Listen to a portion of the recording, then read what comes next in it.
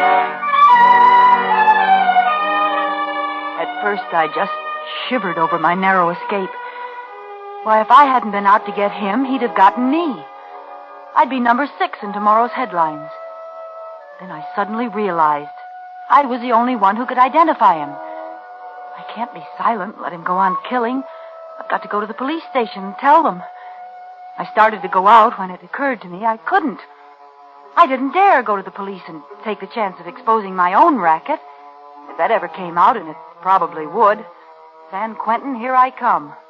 It seems they're a little stuffy about people who carry blackjacks and steal wallets and sell letters.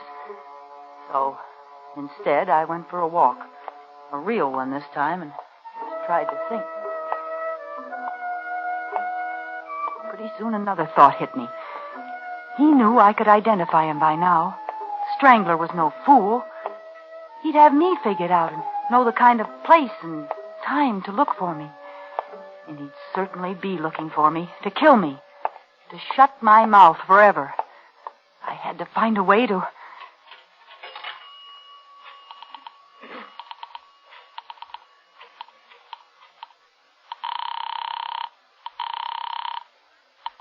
City desk, Thompson. I know who the Strangler is. Who's this? I can't tell you that. Oh, I see. Well, what can you tell me? You know his name? Benjamin Carney. Carney? Carney, 11566A, Boydell Street. Yeah, description? About 40. 5'9" or 10. 160 pounds. Dark hair, eyes, skin, even features. Not ugly, not handsome. Drives a big black coupe. Late model. Got it. Any identifying marks? Mustache? No, nothing. And how do you know this guy's the Strangler? I just know. Goodbye. Hey, wait a minute. So you can trace the call?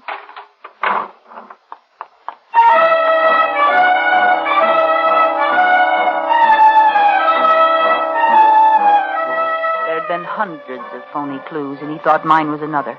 But surely they'd check that name and address. All the way home, I had a creepy feeling he was around somewhere, following me, waiting. The evening paper barely mentioned my call, just listed it with several others. Radio wasn't very much better. An unidentified woman phoned in a description of the killer as a 40-year-old brunette, medium height and weight, with no distinguishing features, driving a new black coupe. Police checks revealed that such a man, with the name she gave, had moved from the address given several months before the first of the Strangler murders, but there is no further trace of him. Investigation continues, but it is believed this is another spite accusation. A Portland, Oregon woman reported the Strangler as the man who entered her hen house last night and... No use phoning again. I didn't think a letter would help much either, but I tried. Being careful it couldn't be traced to me, and mailed it to a newspaper that night. Hey, Mike, you going to the courthouse? Take this to O'Shea, will you? Another Strangler letter telling all. Why can't he just strangle letter writers? One more and I'll strangle somebody.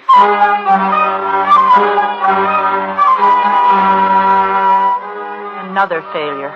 The letter wasn't even printed. I was getting jumpy from being cooped up like a prisoner. What if he couldn't find me as long as I stayed home? I was losing money every day I didn't pull my act. I could leave town, but why should I give up this good thing, my perfect setup? I've been doing fine. In another year, I could quit the racket, make friends, invest my money, maybe even get married. But now this had happened. I'd never be safe. Not as long as we both lived. I finally faced it. I have to find him and kill him.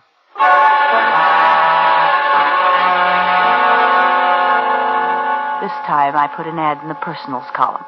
Would he see it? Well, I'd run it till he did. A.K. Rice can book your rope act for mutual profit. Have immediate out-of-town engagement.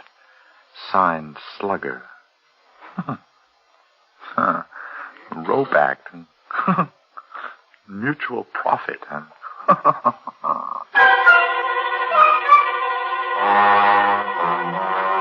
I knew that would get him because it sounded like blackmail. And by pretending to fall for a shakedown, he'd hope to get close enough to kill me. Only it was going to be the other way around. And so our strange correspondence began. He answered right away. Slugger, interested in offers. Send details, Box 047M298, Rice. I had him hooked. I didn't lose any time writing. Dear Mr. Rice, I have an invention which I think you'll want for your... Robat. It's expensive, but remember, it's completely silent. And yours exclusively if we agree on terms. Signed, Slugger. Mm-hmm. Completely silent. Delicious. And expensive. Yes, indeed.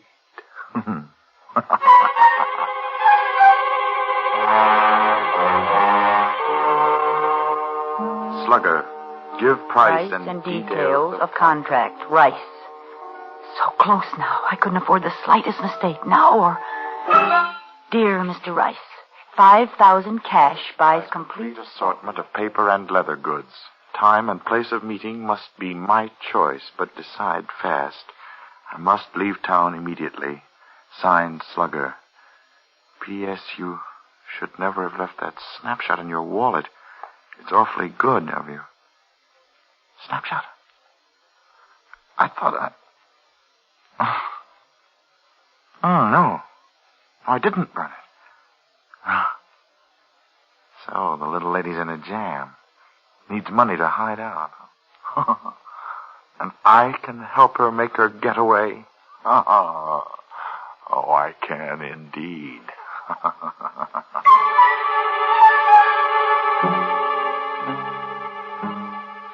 Slugger, price okay.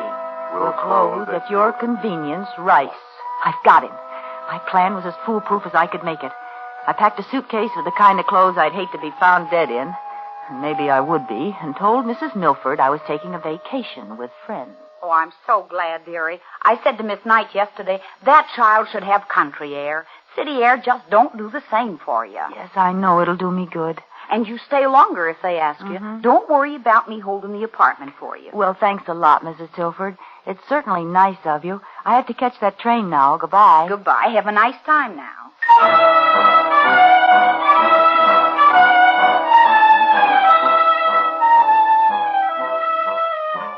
I took those awful clothes to the bus depot, changed, washed, and let the soap dry on my face so it was white and shiny and 10 years older.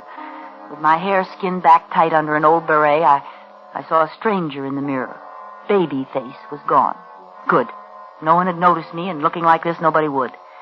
Then I walked to another apartment I'd rented by phone last week. It was in a dingy neighborhood.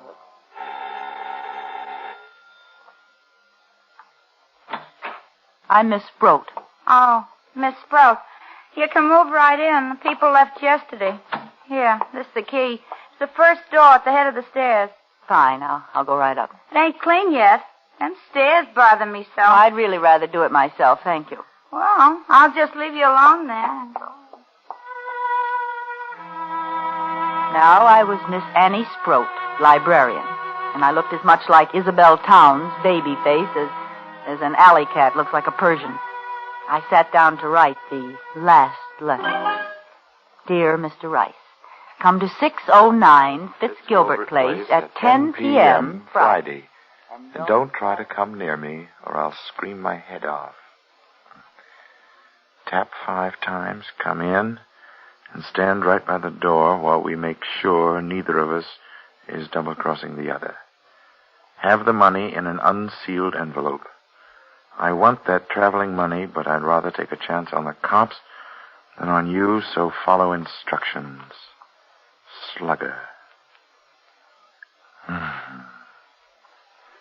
You fool. You baby-faced fool.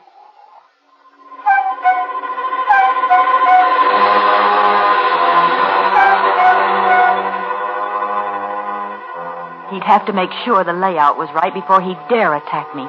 And the more precautions I took, the more he'd believe I was on the level. Near the door where he'd stand, I put a chest with a lamp on it. That was my booby trap, that lamp.